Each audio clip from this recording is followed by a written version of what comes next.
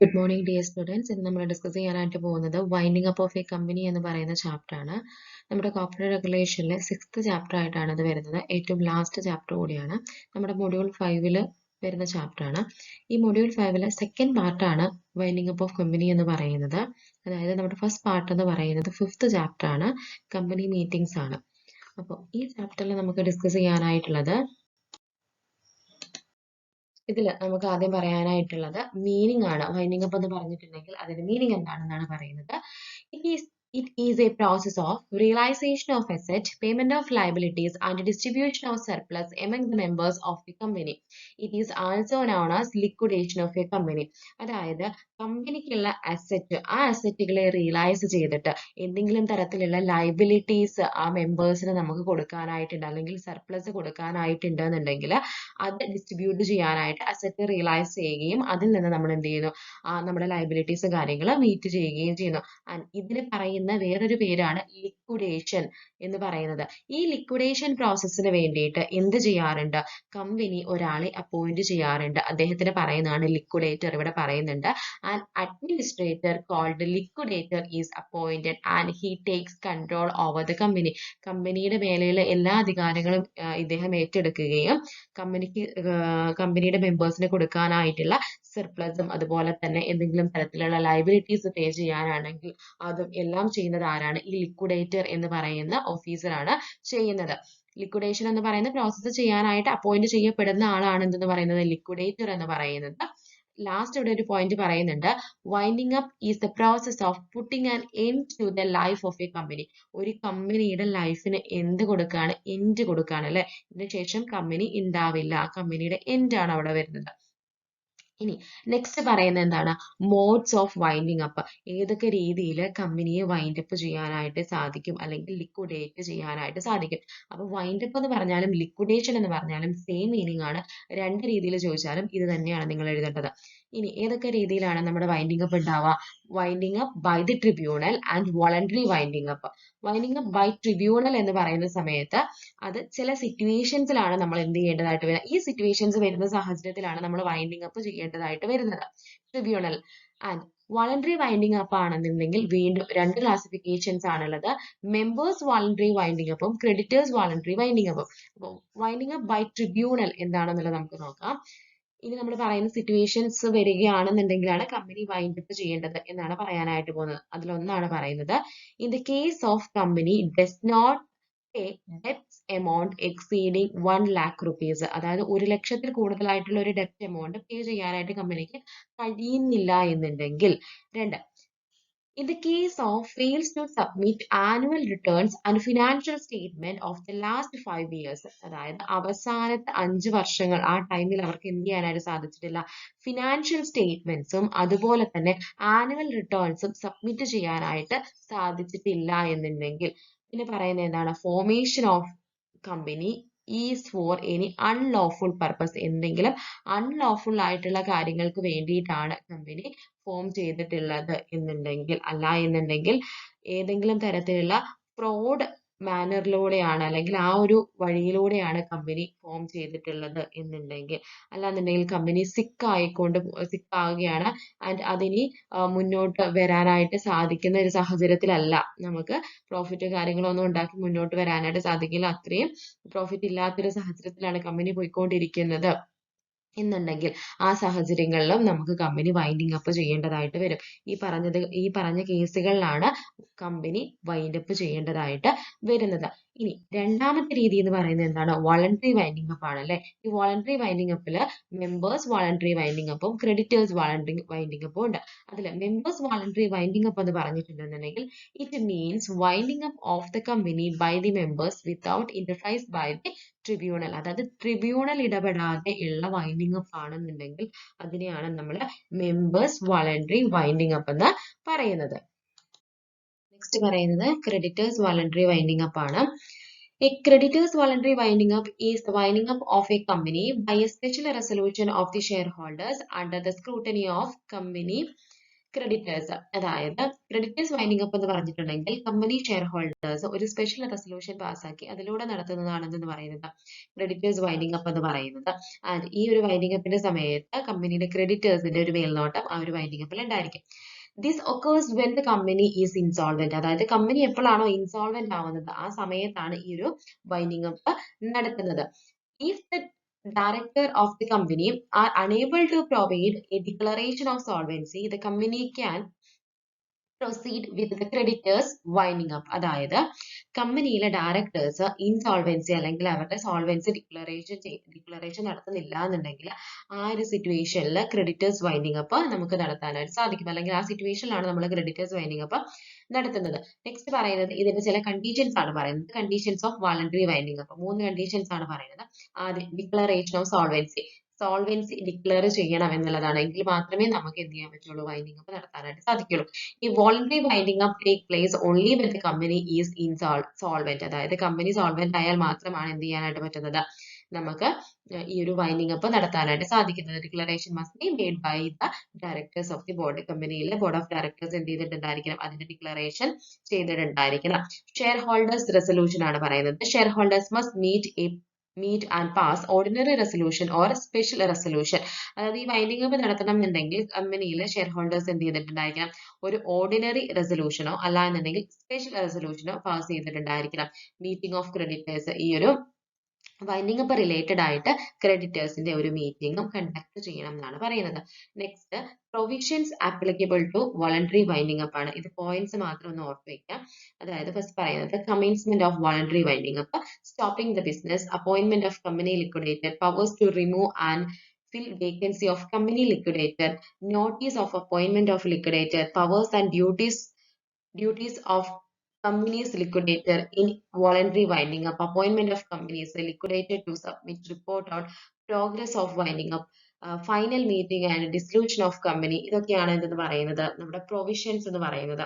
അതായത് അപ്പോയിന്റ്മെന്റ്സ് നടത്തുക, അതുപോലെ തന്നെ വേക്കൻസീസ് ഉണ്ടെന്നുണ്ടെങ്കിൽ അതെന്ത് ചെയ്യുക, ഫില്ലപ്പ് ചെയ്യുക, അതേപോലെ തന്നെ അപ്പോയിന്റ്മെന്റ് റിലേറ്റഡ് ആയിട്ടുള്ള നോട്ടീസ് റിസീവ് ചെയ്യുക. ഇതൊക്കെയാണ് എന്തെന്ന് പറയുന്നത്, നമ്മുടെ പ്രൊവിഷൻസ്, അതായത് വോളണ്ടറി വൈൻഡിംഗ് അപ്പ് ആയിട്ട് റിലേറ്റഡ് ആയിട്ടുള്ള പ്രൊവിഷൻസ് എന്ന് പറയുന്നത്. നെക്സ്റ്റ് പറയുന്നത് പെറ്റീഷൻ ഫോർ വൈൻഡിംഗ് അപ്പ് ആണ്. അതായത് ഈ വൈൻഡിംഗ് അപ്പിന് വേണ്ടിയിട്ട് ആർക്കൊക്കെ പെറ്റീഷൻസ് കൊടുക്കാനായിട്ട് സാധിക്കും, ആർക്കൊക്കെ കൊടുക്കാനായിട്ട് സാധിക്കും, കമ്പനിക്ക് കൊടുക്കാനായിട്ട് സാധിക്കും, കോൺട്രിബ്യൂട്ടേഴ്സിന് കൊടുക്കാം, അതുപോലെ തന്നെ creditors, register, joint petition by the central or state government, ഇത്തരത്തിലുള്ള ആളുകൾക്കൊക്കെ എന്ത് ചെയ്യാൻ പറ്റും, പെറ്റീഷൻസ് കൊടുക്കാനായിട്ട് സാധിക്കും. നെക്സ്റ്റ് പറയുന്നത് കോൺസിക്വൻസ് ഓഫ് വൈൻഡിംഗ് അപ്പ് ആണ്. വൈൻഡിംഗ് അപ്പ് റിലേറ്റഡ് ആയിട്ടുള്ള എന്തൊക്കെ കോൺസിക്വൻസ് ആയിരിക്കും ഉണ്ടാവുന്നത്. ഫസ്റ്റ് പറയുന്നത് consequence has to shareholders. The shareholders are liable to pay the face value of shares. A member of a company is liable to pay full amount on shares held by him. അതായത് ഏതെങ്കിലും തരത്തിലുള്ള balance amount, ആ ഷെയറുമായിട്ട് related ആയിട്ടുള്ള balance amount ഉണ്ടെന്നുണ്ടെങ്കിൽ അത് കൊടുക്കാനായിട്ട് liable ആയിരിക്കും ആരെന്ന് പറയുന്നത്, നമ്മുടെ ഷെയർ ഹോൾഡർ എന്ന് പറയുന്നത്. Next consequence has to creditors. It is the duty of the liquidator to pay all liabilities of the company. അതായത് കമ്പനി റിലേറ്റഡ് ആയിട്ടുള്ള എല്ലാ ലൈബിലിറ്റീസും കൊടുത്തു തീർക്കാനായിട്ടുള്ള ഉത്തരവാദിത്തം അല്ലെങ്കിൽ ലൈബിലിറ്റി ആർക്കുണ്ട്, നമ്മുടെ ക്രെഡിറ്റേഴ്സിനുണ്ട്. Next consequence has to servants and officers. അതായത് ഇങ്ങനെ ഒരു വൈൻഡിംഗ് അപ്പ് നടക്കുന്ന സാഹചര്യത്തിൽ ആ കമ്പനിയിലുള്ള സർവൻസ് എന്ന് പറയുമ്പോൾ എംപ്ലോയീസിനെയാണ് ഉദ്ദേശിക്കുന്നത്. എംപ്ലോയീസിനും അതുപോലെ തന്നെ ഓഫീസേഴ്സിനും അവിടുന്ന് പിരിഞ്ഞു പോവേണ്ടതായിട്ട് വരും അല്ലെ. കമ്പനി കണ്ടിന്യൂ ചെയ്യുന്നില്ല എന്നുണ്ടെങ്കിൽ അവർക്ക് പിരിഞ്ഞു പോകേണ്ടതായിട്ട് വരും. അപ്പൊ അതെന്താണ്, ആ ഒരു പ്രശ്നമാണ്. അങ്ങനെ ഒരു കോൺസിക്വൻസും കൂടെ എന്തുണ്ടാവാറുണ്ട്, വൈൻഡിംഗ് അപ്പിന്റെ സമയത്ത് ഉണ്ടാവാറുണ്ട് കേട്ടോ. നെക്സ്റ്റ് പറയുന്നത് കോൺസിക്വൻസ് ഹാസ് ടു കോസ്റ്റ് ആണ്. Asset of the company are insufficient to satisfy the liabilities, the court may make an order for the payment of cost has asset. അതായത് കമ്പനിയുടെ അസറ്റ് ഒരു നമ്മുടെ ലയബിലിറ്റീസ് സാറ്റിസ്ഫൈ ചെയ്യാനായിട്ട് insufficient ആണെന്നുണ്ടെങ്കിൽ court എന്ത് ചെയ്യാം, ഒരു എമൗണ്ട്, ഒരു കോസ്റ്റ് എമൗണ്ട് എങ്കിലും പേ ചെയ്യാനായിട്ട് പറഞ്ഞേക്കാം എന്നുള്ളതാണ് കോൺസിക്വൻസ് ഹാസ് ടു കോസ്റ്റ് എന്ന് പറയുന്നത്. നെക്സ്റ്റ് പറയുന്നത് consequence has to documents. Company wind up ചെയ്യാനായിട്ട് പോവുകയാണ് എന്ന് കാണിക്കുന്ന ഒരു ഡോക്യുമെന്റ് എന്ത് ചെയ്തിട്ടുണ്ടായിരിക്കണം, ആ ഒരു കാര്യം കണ്ടെയ്ൻ ചെയ്യുന്ന ഒരു സ്റ്റേറ്റ്മെന്റ് നമ്മൾ പ്രിപ്പയർ ചെയ്തിട്ടുണ്ടായിരിക്കണം എന്നുള്ളതാണ് എന്ന് പറയുന്നത് കോൺസിക്വൻസ് ഹാസ് ടു ഡോക്യുമെന്റ്സ് എന്ന് പറയുന്നത്.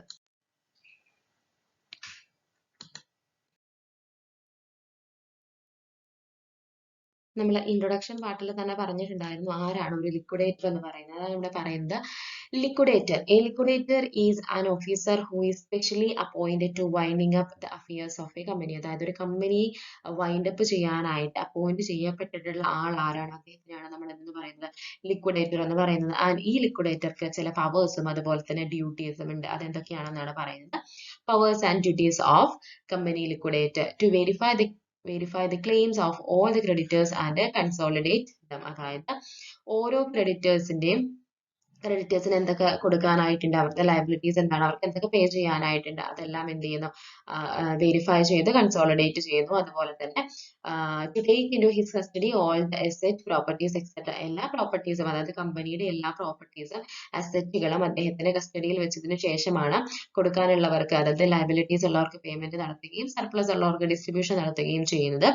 അതുപോലെ തന്നെ ഓരോ കോർപ്പറേറ്റ് ഡെപ്റ്റേഴ്സിനും എന്തൊക്കെ കൊടുക്കാനായിട്ടുണ്ട്, അസറ്റും പ്രോപ്പർട്ടീസും, അതൊക്കെ ഇവാലുവേറ്റ് ചെയ്യുന്നു. അതുപോലെ തന്നെ എംപ്ലോയീസിനും ക്രെഡിറ്റേഴ്സിനും എന്തൊക്കെ കാര്യങ്ങളായിട്ട് പേയ്മെന്റ് കൊടുക്കാനുണ്ട്, ഡിസ്ട്രിബ്യൂഷൻസ് നടത്താനുണ്ട്, ആ കാര്യങ്ങളൊക്കെ സെറ്റിൽ ചെയ്യാനായിട്ട്. അതുപോലെ തന്നെ എന്തെങ്കിലും ഈ ഒരു ആവശ്യത്തിനായിട്ട് ഈ കമ്പനി ലിക്വിഡേഷന് വേണ്ടിയിട്ട് എന്തെങ്കിലും തരത്തിലുള്ള എന്താ പറയുന്നത് ക്യാഷ് റിലേറ്റഡ് ആയിട്ടുള്ള എന്തെങ്കിലും കാര്യങ്ങൾ ആവശ്യമുണ്ടെങ്കിൽ അത് റൈസ് ചെയ്യാനായിട്ടുള്ള ഒരു റൈറ്റ് അല്ലെങ്കിൽ പവർ ആർക്കുണ്ട്, ഒരു ലിക്വിഡേറ്റർക്ക് ഉണ്ട്. ഇതൊക്കെയാണെന്ന് പറയുന്നത് നമ്മുടെ ലിക്വിഡേറ്റർ, കമ്പനി ലിക്വിഡേറ്റേഴ്സിന്റെ പവേഴ്സും അതുപോലെ തന്നെ ഡ്യൂട്ടീസ് എന്ന് പറയുന്നത്. നെക്സ്റ്റ് പറയുന്നത് ഡിസൊല്യൂഷൻ ഓഫ് എ കമ്പനിയാണ്. എന്താണ് കമ്പനി ഡിസൊല്യൂഷൻ നടത്തുക അല്ലെങ്കിൽ ഡിസൊല്യൂഷൻ ആയി എന്ന് പറയുമ്പോൾ എന്താണ് അതിന്റെ മീനിങ് എന്നാണ് പറയുന്നത്. Dissolution of a company means existence of a company comes to an end. അതായത് ആ കമ്പനി മുഴുവനായിട്ട് എന്ത് ചെയ്തു, നിന്നുപോയി, ഇനി എന്തില്ല, ആ കമ്പനി എന്ന് പറയുന്നത് ഇപ്പൊ എ എന്ന് പറയുന്ന ഒരു കമ്പനി ആണെങ്കിൽ ഇനി ഒരു കമ്പനി നിലവിൽ വരാനായിട്ട് പോകുന്നില്ല എന്നതാണ് ഡിസൊല്യൂഷൻ എന്ന് പറയുന്നത്. കമ്പനി പൂർണ്ണമായിട്ട് അടച്ചു പൂട്ടുക എന്ന് പറയുന്നത് ഡിസൊല്യൂഷൻ ആണ്. അപ്പൊ ഈ കമ്പനി ഡിസൊല്യൂഷൻ നടത്താനായിട്ട് പോകുന്നതിന്റെ ഒരു ഫസ്റ്റ് സ്റ്റെപ്പ് ആയിട്ട് അല്ലെങ്കിൽ തുടക്കത്തിൽ ഒരു സ്റ്റെപ്പായിട്ട് നമുക്ക് വൈൻഡിങ് അപ്പിനെ കൺസിഡർ ചെയ്യാം. വൈൻഡിങ് അപ്പിന് ശേഷമാണ് ഡിസൊല്യൂഷൻ എന്ന് പറയുന്ന ഒരു കാര്യത്തിലേക്ക് കമ്പനി പോകുന്നത്. അങ്ങനെയാണെന്നുണ്ടെങ്കിൽ എന്തൊക്കെയാണ് വൈൻഡിങ് അപ്പ് ഡിസൊല്യൂഷൻ തമ്മിലുള്ള വ്യത്യാസങ്ങൾ? രണ്ടും രണ്ടാണെന്ന് പറഞ്ഞു അല്ലേ. അപ്പൊ difference between winding up and dissolution, ഇത് രണ്ടും പറയുമ്പോൾ എന്താണ് ഡിസൊല്യൂഷൻ എന്നുള്ളതും വൈൻഡിങ് അപ്പ് തമ്മിലുള്ള ഡിഫറൻസ് നിങ്ങൾക്ക് മനസ്സിലാവും. ഫസ്റ്റ് പറയുന്നത് order of tribunal is not essential. അതായത് വൈൻഡിങ് അപ്പിന്റെ സമയത്ത് ട്രിബ്യൂണലിന്റെ ഓർഡർ വേണമെന്ന് നിർബന്ധമില്ല. അങ്ങനെയാണെന്നുണ്ടെങ്കിൽ ഇപ്പുറത്ത് എന്താ വരുന്നത്, ഓർഡർ ഈസ് എസെൻഷ്യൽ ആണല്ലേ. ട്രിബ്യൂണലിന്റെ ഓർഡർ ഉണ്ടെങ്കിൽ മാത്രമേ ഡിസൊല്യൂഷൻ നടക്കുകയുള്ളൂ. രണ്ടാമത് പറയുന്നത് the legal entity of the company continuous. അതായത് വൈൻഡിങ് അപ്പ് ആണ് നടക്കുന്നതെങ്കിൽ അല്ലെങ്കിൽ ആ ഫസ്റ്റ് സ്റ്റേജിൽ അതിന്റെ ലീഗൽ എൻറ്റിറ്റി എന്ത് ചെയ്യുന്നില്ല, അവസാനിക്കുന്നില്ല, അത് കണ്ടിന്യൂസ് ആയിട്ട് മുന്നോട്ട് പോയിക്കൊണ്ടിരിക്കുകയാണ്.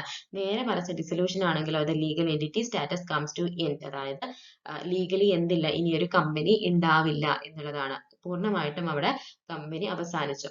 Next, liquidators carry out the process of winding up. അതായത് ഒരു ലിക്വിഡേറ്റർ ആണ് വൈൻഡിങ് അപ്പ് റിലേറ്റഡ് ആയിട്ടുള്ള പ്രോസസ്സുകൾ ചെയ്യുന്നത്. എന്നാൽ ഡിസൊല്യൂഷൻ ആണെങ്കിലോ NCLT passes the order of dissolution. ഇതെന്താണെന്നുള്ളത് NCLT എന്ന് പറയുന്നത് എന്താണെന്നുള്ളത് നമ്മൾ ഇനി ഡിസ്കസ് ചെയ്യും. അപ്പൊ ലിക്വിഡേറ്റർ ആണ് എന്ത് ചെയ്യുന്നത്, ഇവിടെ പ്രോസസ്സ് നടത്തുന്നത്, വൈൻഡിങ് അപ്പ് റിലേറ്റഡ് ആയിട്ടുള്ള പ്രോസസ്സ് ആണ്. ഡിസൊല്യൂഷൻ ആണെങ്കിലോ NCLT എന്ന് പറയുന്നതാണ് ഡിസൊല്യൂഷൻ റിലേറ്റഡ് ആയിട്ടുള്ള ഓർഡേഴ്സ് പാസ് ചെയ്യുന്നത്. ആൻഡ് ലാസ്റ്റ് പറയുന്നത് winding up is one of the method of dissolution of a company. ഡിസൊല്യൂഷന് വേണ്ടിയിട്ടുള്ള ഒരു മെത്തേഡ് മാത്രമാണ് എന്തെന്ന് പറയുന്നത്, വൈൻഡിങ് അപ്പ് എന്ന് പറയുന്നത്. ആൻഡ് ഡിസൊല്യൂഷൻ എന്ന് പറഞ്ഞിട്ടുണ്ടെങ്കിൽ എന്താണ്, ഡിസൊല്യൂഷൻ എന്ന് പറയുന്നത് എൻഡ് പ്രോസസ് ആണ്. Dissolution is the end process. ഇതാണ് ലിക്വിഡേഷനും അതുപോലെ തന്നെ അല്ലെങ്കിൽ വൈൻഡിങ് അപ്പും ഡിസൊല്യൂഷനും തമ്മിലുള്ള ഡിഫറൻസ് എന്ന് പറയുന്നത്. ഇനി പറയുന്നത് methods of dissolution of a company, എങ്ങനെയൊക്കെയാണ് കമ്പനി ഡിസൊല്യൂഷൻ നടത്തുന്നത്. ഫസ്റ്റ് പറയുന്നത് dissolution by the order of tribunal, dissolution by the liquidation if the name of a company is removed from the register of company. അതായത് ഒരു tribunal വഴി എന്ത് ചെയ്യുന്നു, അല്ലെങ്കിൽ ട്രിബ്യൂണലിന്റെ order വഴി ഡിസൊല്യൂഷൻ നടത്തുന്നു, അല്ലാന്നുണ്ടെങ്കിൽ ലിക്വിഡേഷൻ വഴി ഡിസൊല്യൂഷൻ നടത്തുന്നു, അല്ലാന്നുണ്ടെങ്കിൽ കമ്പനിയുടെ പേര് ഇവിടെ നിന്ന് രജിസ്റ്ററിൽ നിന്ന് റിമൂവ് ചെയ്തിട്ട് നമ്മൾ എന്ത് ചെയ്യുന്നു, കമ്പനിയുടെ പേര് രജിസ്റ്ററിൽ നിന്ന് റിമൂവ് ചെയ്യുന്നു. അപ്പൊ എന്താണ്, ഇനി കമ്പനി ഉണ്ടോ, ഇല്ല. ഇങ്ങനെ 3 രീതിയിലാണ് നമ്മൾ എന്ത് ചെയ്യുന്നത്, ഡിസൊല്യൂഷൻ നടത്തുന്നത് എന്നാണ് പറയുന്നത്. ഇനി നെക്സ്റ്റ് പറയുന്നത് നാഷണൽ കമ്പനി ലോ ട്രിബ്യൂണൽ. നമ്മൾ നേരത്തെ പറഞ്ഞിട്ടുണ്ടായിരുന്നു അല്ലെ, ഡിസൊല്യൂഷൻ റിലേറ്റഡ് ആയിട്ടുള്ള ഓർഡേഴ്സ് പാസ് ചെയ്യുന്നത് ആരാണ്, നാഷണൽ കമ്പനി ലോ ട്രിബ്യൂണൽ, അല്ലാന്നുണ്ടെങ്കിൽ NCLT എന്ന് പറയുന്നതാണ്. അപ്പൊ എന്താണ് ഈ നാഷണൽ കമ്പനി ലോ ട്രിബ്യൂണൽ എന്ന് നോക്കാം. The central government has to establish a tribunal to be known as National Company Law Tribunal. അതായത് ഒരു കമ്പനിയിലെ ലിക്വിഡേഷനുമായിട്ട് റിലേറ്റഡ് ആയിട്ട് സെൻട്രൽ ഗവൺമെന്റ് എസ്റ്റാബ്ലിഷ് ചെയ്തിട്ടുള്ളതാണ് നാഷണൽ കമ്പനി ലോ ട്രിബ്യൂണൽ എന്ന് പറയുന്നത്. It consists of president and such number of judicial and technical members has to be deemed to necessary. കോടതിയുമായി ബന്ധപ്പെട്ടിട്ടുള്ള മെമ്പേഴ്സും അല്ലെങ്കിൽ കോടതിയുമായി ബന്ധപ്പെട്ടിട്ടുള്ള ജഡ്ജിമാരും അതുപോലെ തന്നെ ടെക്നിക്കൽ മെമ്പേഴ്സും എല്ലാം ഇതിൽ ഇൻക്ലൂഡഡ് ആയിരിക്കും എന്നാണ് പറയുന്നത്. അതാണ് നാഷണൽ കമ്പനി ലോ ട്രിബ്യൂണൽ എന്ന് പറയുന്നത്. നെക്സ്റ്റ് പറയുന്നത് national company law appellate tribunal അല്ലാന്നുണ്ടെങ്കിൽ NCLAT. The central government has to establish an appellate tribunal known as National Company Law Tribunal. It has to consist of a chairman, judicial and technical members not exceeding 11. അതായത് ഈ ഒരു NCLT അല്ലെങ്കിൽ national company law tribunal related ആയിട്ട് അവിടെ നിന്ന് pass ചെയ്യുന്ന എന്തെങ്കിലും തരത്തിലുള്ള നിയമങ്ങളോ അതിൽ അപ്പീൽ പോകണം എന്നുണ്ടെങ്കിൽ അതിനോട് യോജിക്കാനായിട്ട് കമ്പനീസിന് സാധിക്കുന്നില്ല എന്നുണ്ടെങ്കിൽ അപ്പീൽ പോവാനായിട്ട് സെൻട്രൽ ഗവൺമെന്റ് എസ്റ്റാബ്ലിഷ് ചെയ്തിട്ടുള്ളതാണ് NCLAT എന്ന് പറയുന്നത്. മാക്സിമം ഇതിനകത്ത് ഉണ്ടാവുന്ന മെമ്പേഴ്സ് എന്ന് പറയുന്നത് 11ൽ കൂടാനായിട്ട് പാടില്ല, 11ൽ കൂടാനായിട്ട് പാടില്ല. ആൻഡ് ഒരു ചെയർമാൻ, അതുപോലെ തന്നെ ജുഡീഷ്യൽ മെമ്പേഴ്സ് അല്ലെന്നുണ്ടെങ്കിൽ ജഡ്ജ് അല്ലെങ്കിൽ ടെക്നിക്കൽ മെമ്പേഴ്സ് ഒക്കെയാണ് എവിടെ വരുന്നത്, ഈ NCLAT എന്ന് പറയുന്ന ട്രിബ്യൂണലിനകത്ത് വരുന്നത്. അപ്പോൾ ട്രിബ്യൂണലിന്റെ ഓർഡറിന് എഗനസ്റ്റ് ആയിട്ട് നമുക്ക് അപ്പീൽ പോകണം എന്നുണ്ടെങ്കിൽ അതിന് വേണ്ടിയിട്ടാണ് എന്ത് ചെയ്തിട്ടുള്ളത്, central government national company law tribunal establish ചെയ്തിട്ടുള്ളത്. അപ്പൊ ഇത്രയും കാര്യങ്ങളൊക്കെയാണ് നമുക്ക് ഈ ചാപ്റ്ററിൽ ഡിസ്കസ് ചെയ്യാനായിട്ടുള്ളത്. വൈൻഡിങ് അപ്പ് ഓഫ് കമ്പനി എന്ന് പറയുന്ന നമ്മുടെ ചാപ്റ്റർ ഇതോടുകൂടി അവസാനിച്ചു. എന്തെങ്കിലും ഡൗട്ട് കാര്യങ്ങൾ ഉണ്ടെന്നുണ്ടെങ്കിൽ ചോദിക്കാവുന്നതാണ്.